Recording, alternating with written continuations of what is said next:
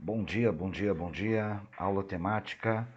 Hoje, quando eu digo aula temática, não é que nós não usaremos a apostila. Hoje nós vamos falar de formas de governo. Nós já vimos isso, né? Algumas coisinhas, mas vimos pouco. Por terceiro, na semana passada eu falei de política, né? De apolitizado e não politizado.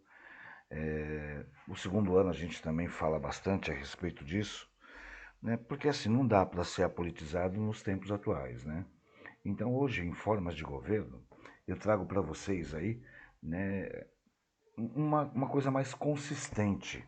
Porque quando a gente fala de formas de governo, né, às vezes a pessoa não tem uma noção exata do que é essa forma de governo.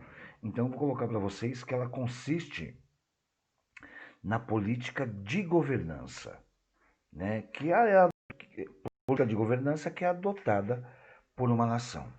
Então, essa forma de governo, né, ela trata-se de um tema extremamente complexo, né, que se altera ao longo dos anos à medida que os estados, né, eles passam a expandir os seus regimes e sistemas, né, de acordo com a tendência social.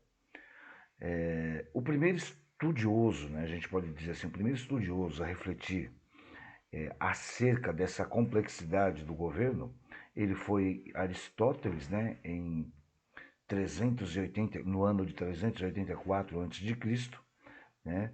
Aristóteles, vocês sabem que é um filósofo grego e ele dedicou a sua vida à metafísica, né?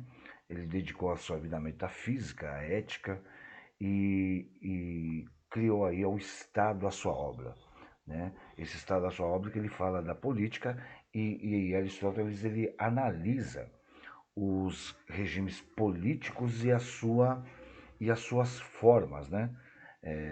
A maneira da sua desenvoltura.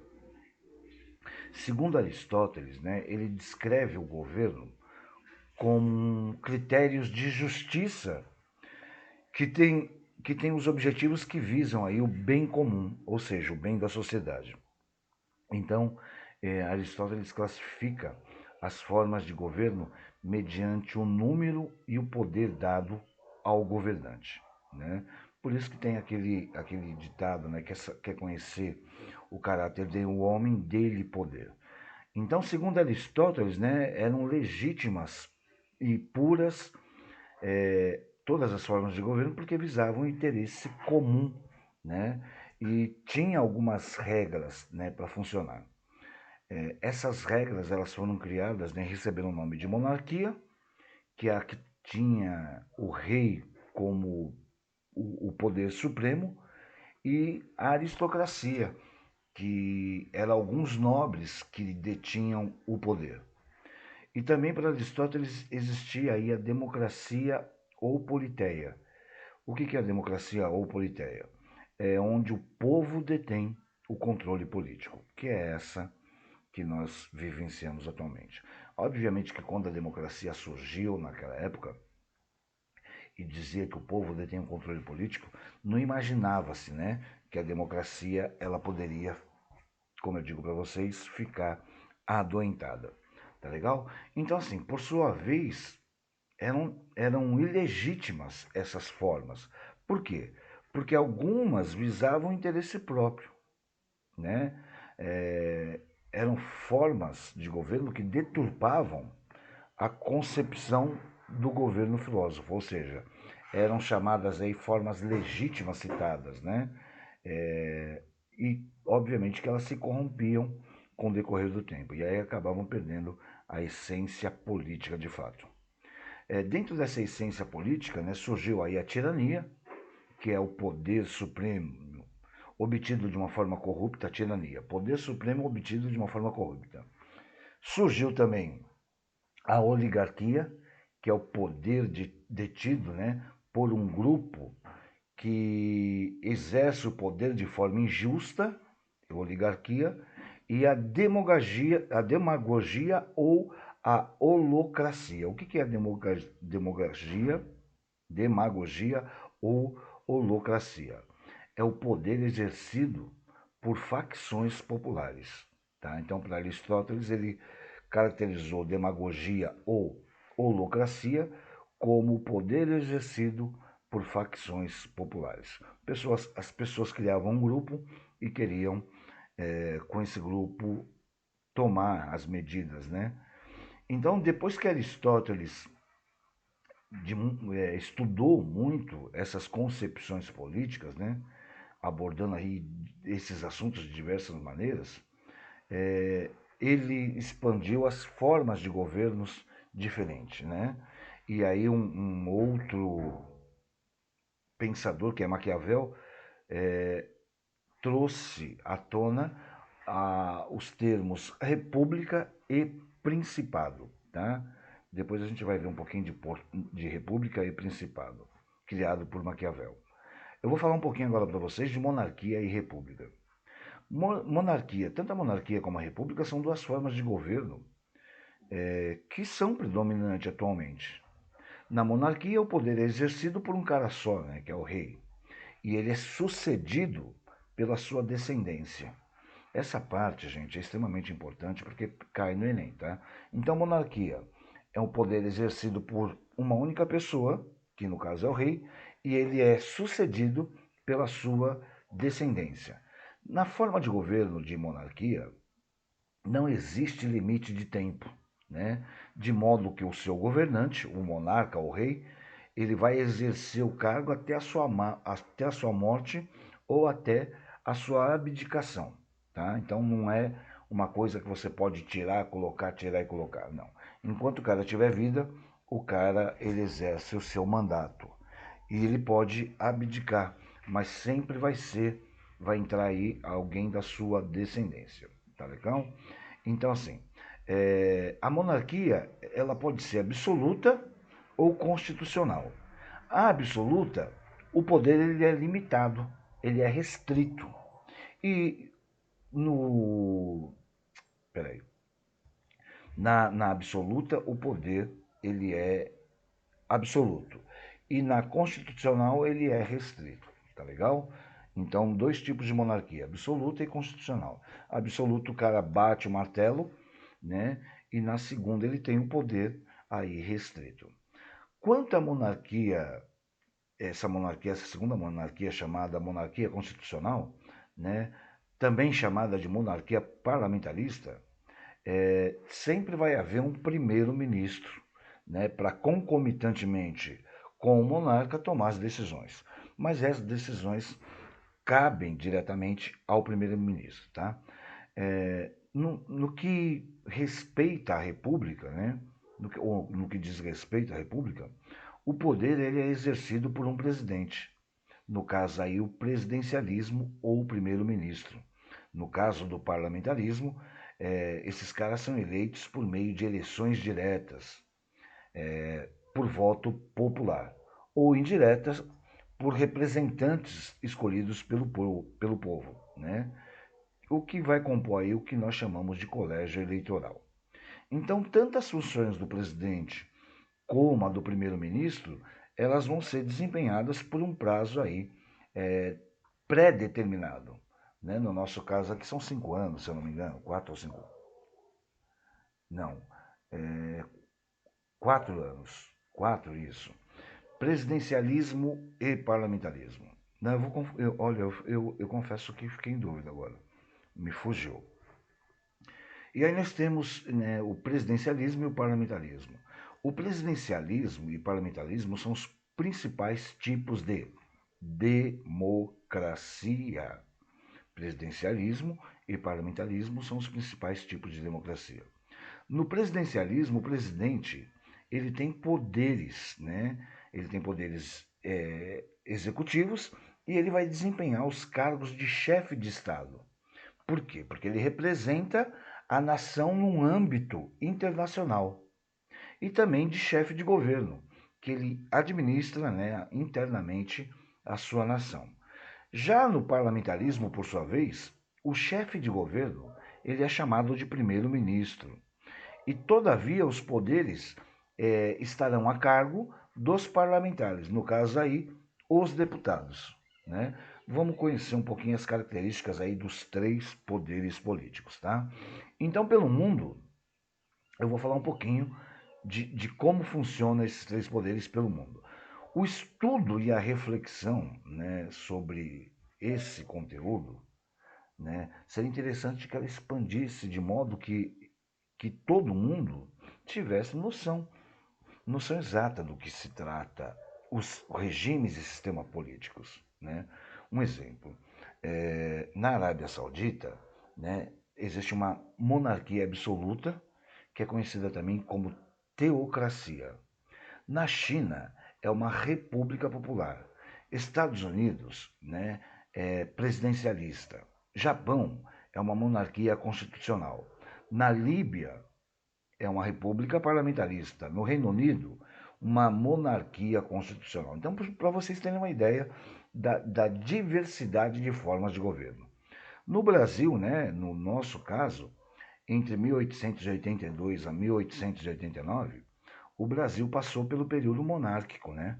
E posteriormente, com o golpe de 15 de novembro, lá em 1889, a forma de governo em vigor foi a República Presidencialista. De 61 a 63, a forma do nosso governo foi a parlamentarista. Né? Por conta disso que no dia 15 de novembro é recordada aí a data histórica, né, da proclamação da República do nosso país, cujo primeiro presidente foi Marechal Deodoro da Fonseca. Tá legal? Então, assim, quando a gente fala de todas essas formas de governo, tem que ressaltar para vocês que é extremamente importante, né? É, conhecer essas formas para saber o que nós estamos vivenciando atualmente e quais as diferenças, né, das formas de governos anteriores, tá? Então, só um minutinho, deixa eu abrir uma... Vou tentar abrir mais uma imagem aqui. Só um segundo. Não, eu não vou conseguir abrir a imagem aqui. Eu ia trocar a imagem para vocês, mas não é. Então, e dentro dessas formas de governo, né, quando a gente conhece, a gente pode fazer uma análise mais contundente, né, entre a monarquia, a aristocracia, a democracia. Chega-se aí, pode chegar-se aí à conclusão do que é cidadania, né, na concepção de tanto de Maquiavel como Montesquieu. Eu falei de Aristóteles no começo da aula. Eu acho interessante que quando ele coloca que monarquia é a forma de governo em que o poder concentra-se na mão de uma pessoa, né, que é o monarca, e a soberania encontra-se concentrada naquela figura, né? Para Aristóteles, o monarca ele deveria ser uma pessoa apta ao cargo. O que é uma pessoa apta ao cargo? Com inteligência, com senso de justiça. Por quê? Porque caso o monarca não tenha esses atributos, né, para Aristóteles vai haver o quê? Uma degeneração do governo, ou seja, vai acontecer alguma coisa, algum impropério, né? É, quando ele define a aristocracia como a forma de governo legítima em que há um corpo de pessoas aptas a governar e por isso, né, estabelece-se aí uma casta política. Por quê? Porque se esse grupo não governar com justiça e competência, ou legislar, se for legislar em causa própria, só visando os seus benefícios, a aristocracia também ela vai se degenerar e torna-se aí, e nesse processo de degeneração, vai sofrer uma mudança, porque vai virar, ao invés de aristocracia, vai virar uma oligarquia. Tá legal? Então, assim, a democracia é outra forma legítima, né? Para Aristóteles, por quê? A democracia é o poder político dissolvido entre a massa de cidadãos. Então, todos aqueles que por alguma razão interior, né, que a gente chama razão intrínseca, ao sistema político possui aí a sua cidadania, ou seja, toda a pessoa ela pode participar de qualquer tomada de decisão e também exercer um poder soberano. E quando fala de soberania, a gente volta lá, oligarquia, demagogia, tirania, segundo Aristóteles, né? Eu coloquei para vocês que tirania é uma degeneração da monarquia, que ocorre quando o monarca, no caso o rei, passa a agir com injustiça e incompetência. Nós tivemos vários aí na história. E aí pula para a oligarquia, né? Que quando a aristocracia passa a legislar olhando o seu próprio umbigo, né? E pela demagogia, quando a massa de cidadãos preocupa-se apenas com aqueles que estão no poder, né? Que é mais o que acontece hoje aí na nossa concepção. Então, assim, é interessante darmos uma lida, né? Nas concepções de Aristóteles, nas concepções de Maquiavel, né? Porque elucida bastante e traz também um pouco dessa ciência política que para nós é tão importante, né? Tem um autor clássico, o nome dele é Paulo Bonavides. Ele escreveu um livro, Ciência Política, né? E nesse livro ele colocava que as concepções da forma de governo elas são variáveis, né? Por que variáveis? Porque elas podem fazer distinções em três momentos, né?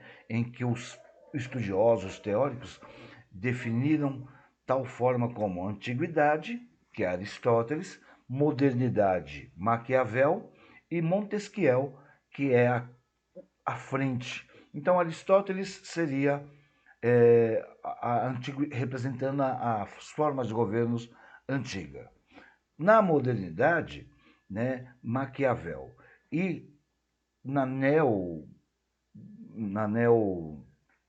contemporaneidade, ou nos dias atuais para frente, seria Montesquieu. Né? Então são três autores distintos que procuraram, né, se equilibrar estudando aí essa forma de governo e desenvolvendo aí o que nós chamamos de ciência política, né? Para que possamos analisar o anterior, o presente, para fazer uma projeção atual. Esse Paulo Bonavides, né, ele, dentro dessas suas classificações, ele partiu do pressuposto aristotélico, né, que nós chamamos, e o que foi essencial para ele, como ponto de partida para o estudo, era entender o porquê das formas de governo elas serem tão rudes com a população mais carente. E a gente percebe que isso não mudou, isso não muda, né?